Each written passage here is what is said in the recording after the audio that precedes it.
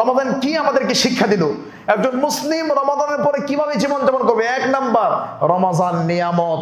যারা নিয়ামত কাজে লাগাইছে তারা আলহামদুলিল্লাহ বলবে, যারা কাজে লাগাইতে পারে নাই তারা আল্লাহর কাছে তওবা করবে। 1 নাম্বার শিক্ষা। 2 নাম্বার, রমাদান মেহমান। মেহমান যেমন আসে চলে যায়, আপনিও পৃথিবীতে আসছেন, আপনাকে চলে যেতে হবে। 3 নাম্বার, রমাদান ইনসান। ইনসান কেন বলা হয়েছে? সন্তান পৃথিবীতে আসলে আনন্দ আত্মহারা হয়। এই সন্তান পৃথিবী থেকে চলে যাওয়ার পরে মানুষ ভেঙ্গে পড়ে।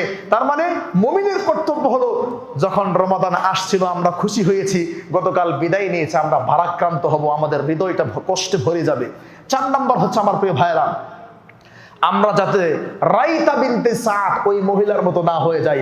5 নাম্বার হচ্ছে আমরা বালাম বিন বাউরা বনি ইসরাইলের সেই পণ্ডিত আলেমের মতো না হয়, যে পণ্ডিত আলেম কি করেছে? যে পণ্ডিত আলেম ইমানের স্বাদ পাইছে, ইবাদতের স্বাদ পেয়েছে। যেমন আমরা রমজান মাসে ইমানের স্বাদ পেয়েছি, ইবাদতের স্বাদ পেয়েছি, ওই পণ্ডিত যেমন ঈমান এবং ইবাদতের স্বাদ পাওয়ার পরে আল্লাহকে ভুলে গেছে, আমরা যদি তাদের মতো না হয়, যদি হই তাহলে কি হবে?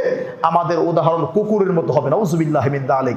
6 নাম্বার আমার প্রিয় ভাইরা, 6 নাম্বার গুরুত্বপূর্ণ জরুরি শিক্ষা হচ্ছে শয়তানকে যাতে আমরা বন্ধু বানায় না নেই। 7 নাম্বার 5 ওয়াক্ত সালাত জামাতের সাথে পড়া। 8 নাম্বার কিয়ামুল লাইল তাহাজ্জুদ অন্তত পক্ষে 2 রাকাত হলেও পড়া। 9 নাম্বার কোরআন তেলাওয়াত ছেড়ে না দেওয়া, সারা মাস পড়েছি, আমরা সারা বছরই পড়বো ইনশাআল্লাহ। 10 নাম্বার বেশি বেশি জিকির করা। 11 নাম্বার বন্ধু কাকে বানাচ্ছেন সেটা চিন্তা করা, যে কাউকে বন্ধু না বানানো, মুত্তাকি ছাড়া আপনার বন্ধু কেউ হবে না। আল্লাহ নবী বলেছেন লা তুসাহিব ইল্লা মুমিনা, ঈমানদার ছাড়া কেউ তোমার বন্ধু হতে পারে না। ওয়ালা ইয়াকুল তুআমাকা ইল্লা তাকি, তোমার পকেটের টাকা, তোমার বাড়ির খাবার মুত্তাকি ছাড়া কেউ খেতে পারে না। বন্ধু হবে ঈমানদার, পকেটের টাকা খাবে মুত্তাকি। বন্ধু হবে ঈমানদার, বাড়ির খাবার খাবে কে? মুত্তাকি। এটা হলো 11 নম্বর শিক্ষা। আর 12 নম্বর শিক্ষা হচ্ছে আমার প্রিয় ভাইয়েরা, এই রমাদান মাসের ইবাদত আমরা করি নাই, কার ইবাদত করেছি? আল্লাহর। অতএব রমাদান চলে গেছে, আমাদের ইবাদত চলে যায় না, কারণ আমরা রমাদানের মালিকের ইবাদত করেছি, রমাদান মাসের নয়। এরপর 14 নম্বর হলো আমার প্রিয় ভাইয়েরা, 13 বা 14 নম্বর, আহমদ বিন হাম্বলকে বলছে যে আমরা কি এখন রেস্ট নিব? 1 মাস সিয়াম রাখছি, এই করছে না, কোন রেস্ট নাই।